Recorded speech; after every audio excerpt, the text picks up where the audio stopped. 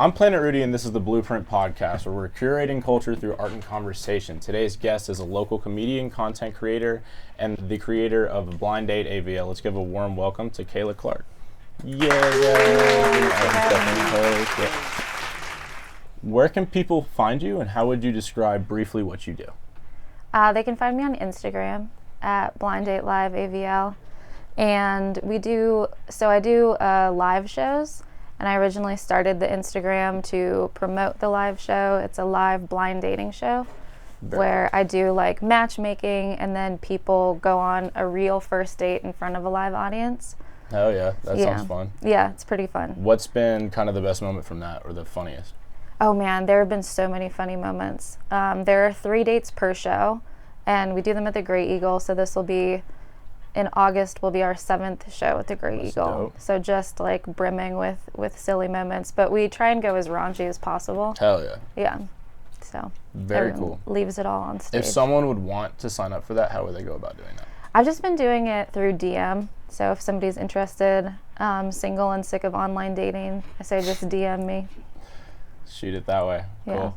Where are you from? Originally from California. Okay. Yeah.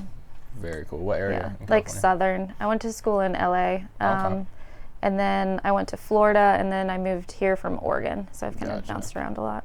What brought you to Asheville? I don't really have a good answer for that. It was kind of just one of those like, Escape. Lockdown, COVID like craze. I was like, I got to get out of here, do something. So I just drove across the country. I didn't know anything about Asheville, but I think it happened for a reason, for sure. I love it here. For sure. Very cool. What first inspired you to make content? I've always been like a sketch comedy kid. Okay. Like I've really enjoyed that. Since I was young. I mean, my parents have like a bunch of old videotapes of sketch comedy stuff that I would do with my friends.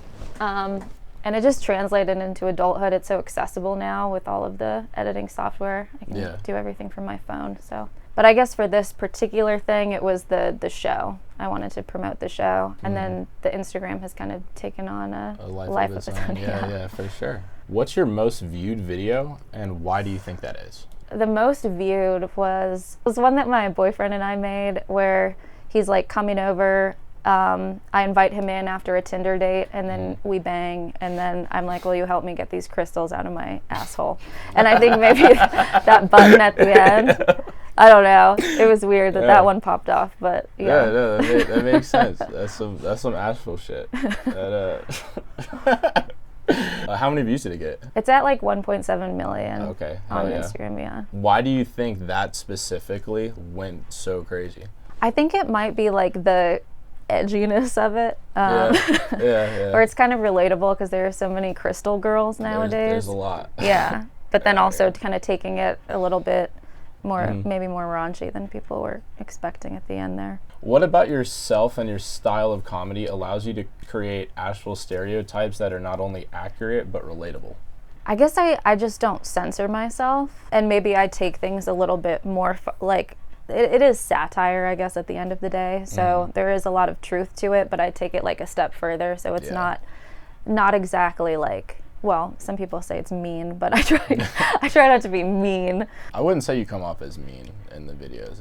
It's I feel like it's clearly comedy. Yeah, and I'm making fun of myself too. Like as soon as I moved here, I did become a crystal girl, and I got a bunch of tarot decks and all that stuff. Yeah. Where do you get the ideas to make like a new video from? I'll usually take inspiration from an experience that I go through. For example, went to go see a holistic doctor, and they were like, oh, you have anxiety, like try breathing in a straw or something. And I was like, okay, well, that's not very helpful at all. And then I'll create like a whole character based on that. Yeah. There's endless material in Asheville. There is, especially for that. Like, you do like stand-up as part of that show? So I just started doing stand-up because of the videos. I kind of got like coerced into it. People were like, oh, you're funny, you should do stand-up. And I was like, I don't think it's going to translate. And it doesn't. I mean, I'm just so horrible at it.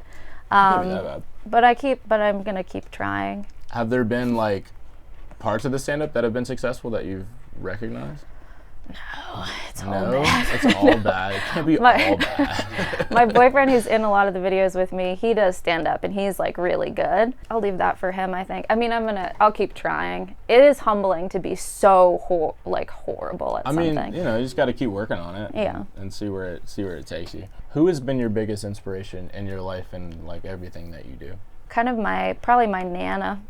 She was, Gotcha. yeah, my late Nana. Her sense of humor was super raunchy, so I definitely got that from her. She would like memorize dirty jokes to tell at mahjong and bingo and stuff, and she was a character. But then comedically, I think Kristen Wiig is like up there for me. I love her style of comedy. Where do you see your career going ideally in the next 5 years? I mean, I would love to start touring with Blind Date Live. It's been really cool. successful here. It's been awesome and really fun. I would love to bring it to other cities like maybe New York, Chicago, LA. I would love eventually to do comedy full time. I'm working like a 9 to 5 now. And Where are you working right now?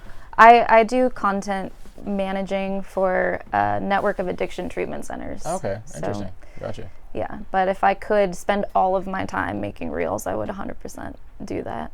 I think you're in a spot where you're going to be able to do that pretty soon if you keep going at the rate that you're going, but you gotta start posting on like a lot of different platforms. So like this is another thing too. It's like if you have a video that goes viral on one, it can go viral on all of them. Right. You know what I'm saying? Like in the few videos that I've had go viral on my like studios page, it went viral on YouTube, it went viral on TikTok, it went viral on Instagram, like on all of them. So with that being said, like when you go into your kind of catalog and you look at different, analytics and numbers as far as what performed the best, if you haven't posted them on YouTube Shorts, repost them. Yeah. Like reposting the old stuff and maybe even just editing it in a different way that you think could potentially help it. It's just that evolution of it. Right. I think you're going to get there. Thank you for believing in me. What do you want more than anything in the world? Oh, just like anything? Broad scale, literally anything. Geez. I mean, I feel pretty content with my life currently. I don't really want for very much. I guess I would, maybe better mental health care. Yeah, I hear that. For everyone in the world. Yeah, we need that. Yeah. We need that. How did your worst enemy become your worst enemy? I do have like a nemesis in Asheville, which, For real? yeah, probably we shouldn't like include this maybe, but I won't name names. Yeah, just don't drop names. It's fine. But yeah, it's kind of the evolution of that was funny because we dated for a little bit and then as it always goes. Yeah, right. It was like a little 4-month stint, and then he broke up with me, and then decided that I was like not chill. so he's kind of become to the world. You were not chill. That's like my Asheville nemesis. I guess if I were to have one, it's a bummer though. I've tried to squash the beef multiple times, so. If you're listening, you know who you are. Let's squash the beef. Squash the beef. It's not time. needed. Get rid of it. But I guess I think this is the case with most artists, but I would say I'm probably my own worst enemy, You especially versus you. with stuff like stand-up that I'm trying. I'm like, oh, I can't do it. I suck at it. I'm bad. And then that Yeah, you can't get in your head. the negative self-talk is it's a self-defeating cycle. Yeah.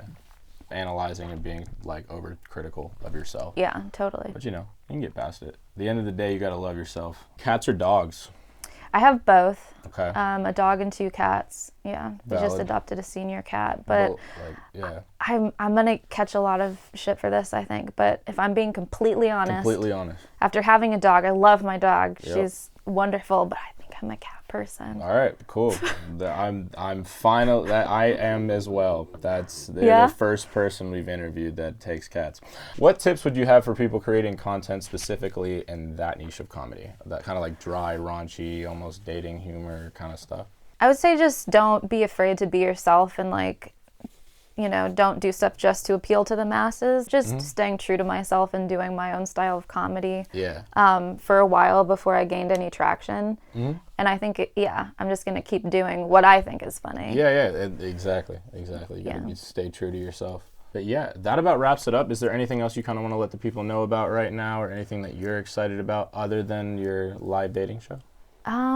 I guess I would say stay tuned for more events locally. We're doing a Bad Date Mic, which is like an open mic comedy style opportunity to talk about bad dates and just kind of fun events like that. Gotcha. Yeah. Well, very cool. We appreciate it. Yeah, thank you.